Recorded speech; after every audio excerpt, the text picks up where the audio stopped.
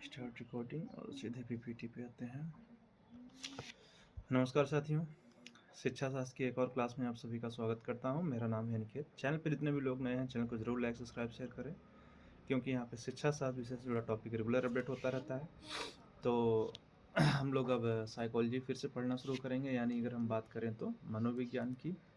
और जो आप लोगों का पेपर 1 है जिसमें दर्शन पढ़ाया जा रहा था, तो उसमें हमने पांचों फिलॉसफी आपकी कवर करा दी है और साथ में उसका एक कंपैरेटिव वीडियो भी अपलोड हो चुका है। तो हाँ, लेकिन इस चीज़ का ध्यान देना कि कंपैरेटिव वीडियो आपको तब प्रॉपर हेल्प करेगी जब आप पांचों फिलॉसफी पढ़े रहेंगे।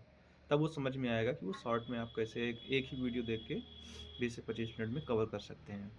और अब बचता है उसमें सोशियोलॉजी के कुछ टॉपिक्स, जो कि ये पर्सनालिटी खत्म करने के बाद हम कवर कर देंगे। तो वहाँ से पेपर 1 आपका कंप्लीट हो जाएगा। तो हम सीधे आते हैं यहाँ पे। यहाँ के इसका हम कॉन्सेप्ट बता चुके थे, इसकी एक डिफिनेशन भी बता चुके थे और इसकी हम विशेषताएं भी बता चुके थे।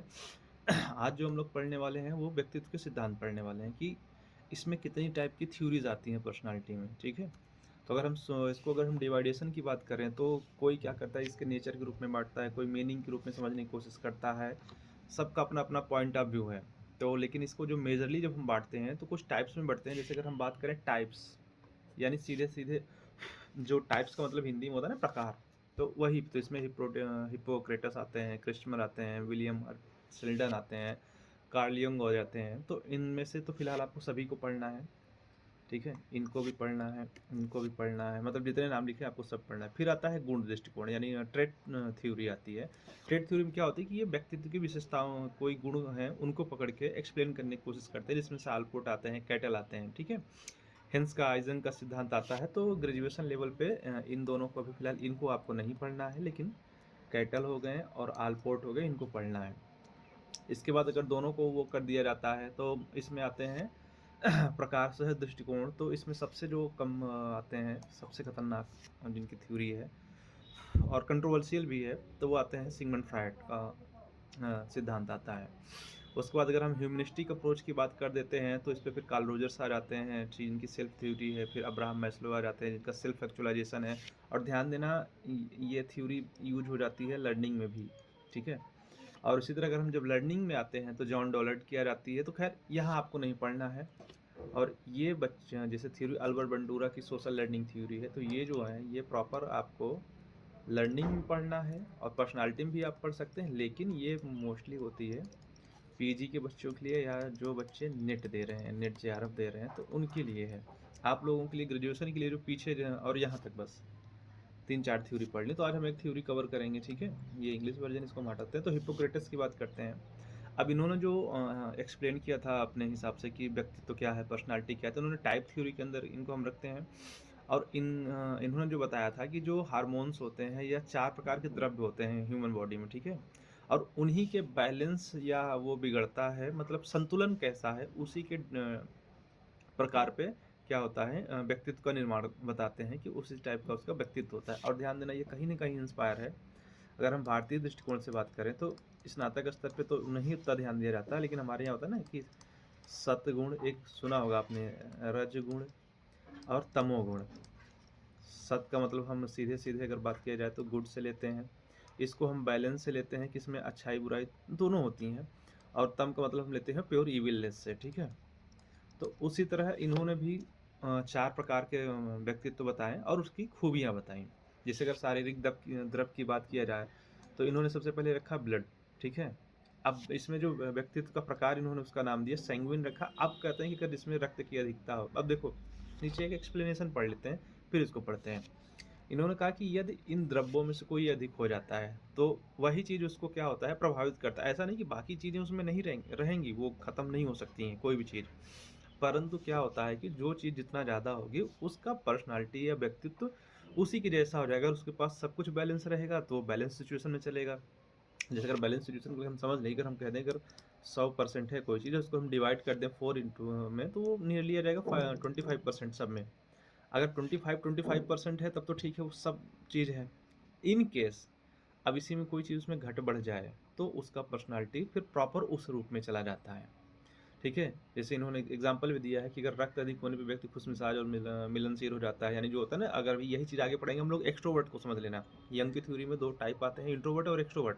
तो एक्सट्रोवर्ट क्या होते हैं, खुशमिजाज होते हैं, मिलनसार होते हैं, वो ईज़िली सोसाइटी में घुल-मिल जाते हैं। इंट्रोवर्ट नहीं होते, वो अकेले ही रहते हैं और बहुत कम लोगों से क्लोज़ होते हैं और फिर जिनसे उनका बॉन्ड होता है, वो उनसे अपनी सारी ड्रामा नौटंकी करते हैं। तो इनकी थ्योरी बस इतनी ही है और इतना ही आपको इसमें पढ़ना है। तो अगर हम बात करें ब्लड जो पर्सनैलिटी टाइप बनेगा वो आपको सैंग्विन बनेगा और ऐसे जो इसकी मेन कैरेक्टरिस्टिक होती हैं, अब देखो यहाँ पे सिर्फ 60 में लिखा है। आप कोई बुक पढ़ेंगे तो उसमें 4-5 लाइन में ये लिखा रहेगा, लेकिन इसका जो मेन कैरेक्टरिस्टिक आएगा कि ये खुशमिजाज होंगे, मिलनसार होते हैं और एक्टिव होते हैं। अगर हम पीला पित्त यानी येलो बाइल की बात करते हैं तो कोलेरिक पर्सनैलिटी बनती है। अब ये क्या होते हैं, एनर्जेटिक होती हैं, एम्बिशियस होते हैं और लीडरशिप की इनके अंदर क्वालिटी आती है। अगर हम ब्लैक बाइल की बात करें तो इनको जो पर्सनैलिटी बनती है, मेला कॉन्फ्लिक्ट बनती है। अब ऐसे क्या होंगे, ये होंगे गंभीर होते हैं, ठीक है, भावुक होंगे, इमोशनली होंगे, थिंकर होंगे, अच्छे से सोचते हैं। और अगर हम कफ की बात करें तो ऐसे जो होंगे वो फ्लैग्मेटिक पर्सनालिटी में जाएंगे और ऐसे बच्चे क्या होंगे, शांत होंगे, पेशेंस रहेंगे और स्थिर रहते हैं, मतलब वो उनके अंदर चंचलता नहीं होगी कि वो बदल जाएंगे।